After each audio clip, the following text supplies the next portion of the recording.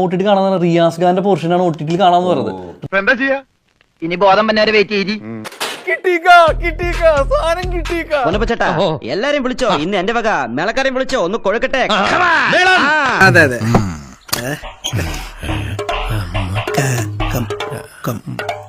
ഇതെന്താ സോമ?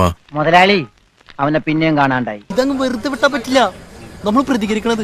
അരൂ സാറിനെ കാണുമെന്ന് പറഞ്ഞ് പുറത്ത് ബഹളം ഉണ്ടായിക്കൊണ്ടിരിക്കുക. ഒന്നാം ബാൽക്കണി ചെന്ന് നിന്നാൽ മനുഷ്യൻ ഇവിടെ സ്വസ്ഥതയില്ലാതെ നിൽക്കുമ്പോൾ അവര് പോകുന്ന മട്ടില്ല. എന്തോ ചെയ്യുമെന്ന് പറ. ആരാധകർ നാറികളി. പിന്നെ മോനൊരു കൂട്ടം ഞാൻ കൊണ്ടുവന്നിട്ടുണ്ട്. എന്താണെന്നറിയാവോ?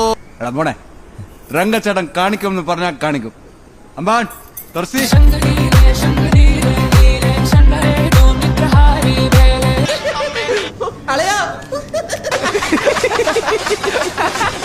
നന്നായി പോയത്. എനിക്ക് അത്രയ്ക്ക് ദേഷ്യം വന്നു. എന്ത് വെറുപ്പീരായിരുന്നു അത്.